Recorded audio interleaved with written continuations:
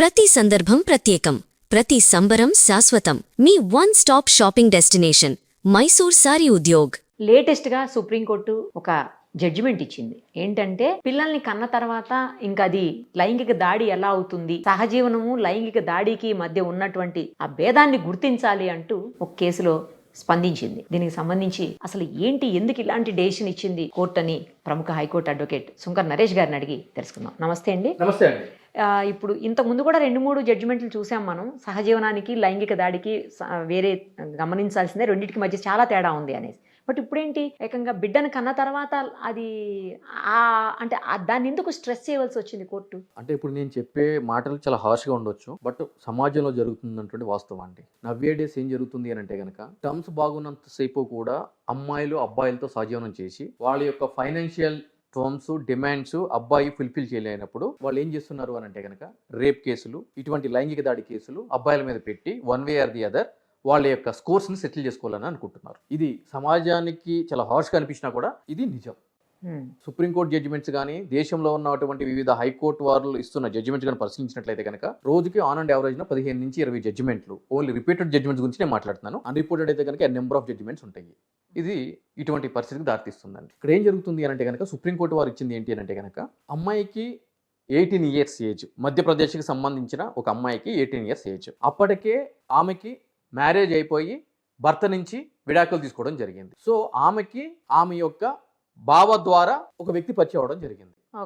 ఆ వ్యక్తి నేను నిన్ను పెళ్లి చేసుకుంటాను అని మాటిచ్చి, అప్పటికే ఆ వ్యక్తికి పెళ్ళయింది, మాటిచ్చి ఆమెతో కలిసి సహజీవనం చేస్తారు. సో ఈ విధంగా ఆ అమ్మాయి ఈ అబ్బాయి 15 సంవత్సరాలు కలిసి పెళ్లి చేసుకోకుండా లివ్ ఇన్ రిలేషన్షిప్లో ఉంటారండి. ఆ లివ్ ఇన్ రిలేషన్షిప్లో భాగంగా వాళ్ళకి ఒక చైల్డ్ కూడా పుట్టడం జరుగుతుంది. సో ఇవన్నీ జరిగిన తర్వాత ఆల్ ఆఫ్ సడన్ 15 సంవత్సరాల తర్వాత ఆ అబ్బాయి మీద ఆ అమ్మాయి 69 BNS, 115 BNS, 74 BNS సెక్షన్స్ ప్రకారం కేసు రిజిస్టర్ చేయడం జరుగుతుంది. ఏంటి ఈ సెక్షన్స్ అంటే కనుక, నమ్మించి పెళ్లి చేసుకుంటాను అని చెప్పి నమ్మించి శారీరకంగా మహిళని లోబర్చుకుంటే దానికి పడేటువంటి శిక్ష 69. అదేవిధంగా మిగిలిన 2 సెక్షన్లు తీసుకుంటే కనుక, బెదిరించడము, గాయపరచడము, కొట్టడము ఆడవాళ్ళని అనేది ఆ 2 సెక్షన్స్. సో కాబట్టి ఈ 3 సెక్షన్స్ కింద అతని మీద FIR అనేది రిజిస్టర్ చేయడం జరిగింది, ఆమె ఇచ్చిన ఫిర్యాదును బేస్ చేసుకుని. ఆ ఫిర్యాదులో ఆమె చెప్పిన సారాంశం ఏంటి అని అంటే కనుక, పెళ్లి అయిన విషయాన్ని దాచిపెట్టి నన్ను పెళ్లి చేసుకుంటాను అని నమ్మించి నాతో శారీరక సంబంధం పెట్టుకుని నన్ను లోబర్చుకున్నందుకు, నాతో ఒక బిడ్డని కన్నందుకు ఇతని మీద మీరు యాక్షన్ తీసుకోవాలి అని చెప్పి ఫిర్యాదు ఇస్తే దాన్ని బేస్ చేసుకుని మధ్యప్రదేశ్కి సంబంధించి పోలీస్ స్టేషన్లో FIR అవడం జరుగుతుంది. దానికి సంబంధించి దాన్ని మధ్యప్రదేశ్ హైకోర్టులో సదరు నిందితుడిగా పిలువబడుతున్న వ్యక్తి ఛాలెంజ్ చేస్తే, హైకోర్టు సహజీవనం చేసిన తర్వాత అది లైంగిక దాడి ఏ విధంగా అవుతుంది, దట్టు 15 సంవత్సరాలు సహజీవనం చేసి ఒక బిడ్డకి జన్మనిచ్చిన తర్వాత ఏ విధంగా ఇది లైంగిక దాడి కిందకి వస్తుంది అని చెప్పని, ఇది చెల్లుబాటు కాదు అని చెప్పని కొట్టేయడం జరిగింది. దాన్ని ఛాలెంజ్ చేస్తూ సుప్రీంకోర్టుకి వెళ్ళడం జరిగింది.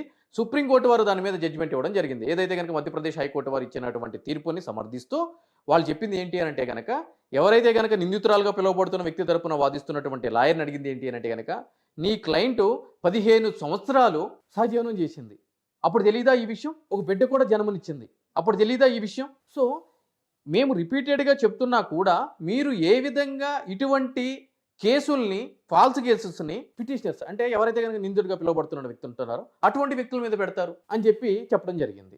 సో అతను చెప్పింది ఏంటి అంటే కనుక, ఆమె చిన్న వయసు కాబట్టి అప్పుడు అర్థం కాలేదు అని చెప్పని. ఆమెకి 18 సంవత్సరాలు ఉన్నప్పుడు కదా మీరు చెప్తున్న దాని ప్రకారం ఈ రిలేషన్షిప్ స్టార్ట్ అయ్యింది. అంటే అప్పటికి ఆమె మైనర్ కాదు, మేజరే కదా. సో ఆమెకు కావాల్సినటువంటి డెసిషన్ ఆమె తీసుకోగల క్యాపబిలిటీ, మెచ్యూరిటీ ఆమెకు ఉంటుంది కదా. మీరు ఏ విధంగా చెప్తున్నారు? ఇప్పుడు మీ మధ్య ఏవో విభేదాలు వచ్చినాయి అని చెప్పని ఇటువంటి సెక్షన్స్ పెట్టడం ఎంతవరకు సహేతుకం అని చెప్పని. సో ఈ విధంగా సహజీవనం చేసి ఏదైనా సరే ఇబ్బందులు కలిగి వాళ్ళకి సంబంధించినటువంటి డిమాండ్స్ ఫుల్ఫిల్ కాలినప్పుడు ఇటువంటి కేసులు పెట్టడం అనేది చట్ట ప్రకారం చెల్లుబాటు కాదు అని చెప్పి చెప్పడం జరిగింది. ఒకవేళ ఆ మహిళకి ఆర్థికపరమైన అవసరాలు ఏమైనా కావాలి అని అంటే కనుక, మెయింటెనెన్స్ వేసుకుని భర్త దగ్గర నుంచి మెయింటెనెన్స్ పొందొచ్చు, ఆ రైట్ ఆమెకుంది అని చెప్పి కూడా చెప్పడం జరిగింది. అంటే సహజీవనం చేస్తున్నారు కాబట్టి భర్తగానే భావించాలి ట్రీట్ చేస్తారు. భావించాలి ఎగ్జాక్ట్లీ. సో దాని ప్రకారం భరణం కూడా పొంది హక్కు ఉంది కాబట్టి 125 సిఆర్పిసి ఓల్డ్ సెక్షన్ దాని ప్రకారం ఆమె ఇంకోవైపు చేసుకోవచ్చు. నుంచి సహజీవనం తప్పు కాదని కోర్టులే చెప్తున్నాయి కదా. సహజీవనం తప్పు కాదు అని చెప్పని లాంగ్ బ్యాక్ లోనే 1960s లోనే గతంలో మనం మాట్లాడుకున్నాము, ఫస్ట్ తీర్పు వచ్చింది. కాకపోతే ఈ రోజు మీడియా అనేది వేగంగా ఉంది కాబట్టి ఈ రోజు ప్రజలకు తెలిసింది, కానీ గతంలోనే సుప్రీంకోర్టు వారు ఇటువంటి జడ్జిమెంట్లు ఇవ్వడం జరిగింది. రైట్ అండి, థ్యాంక్ యూ. Thank you.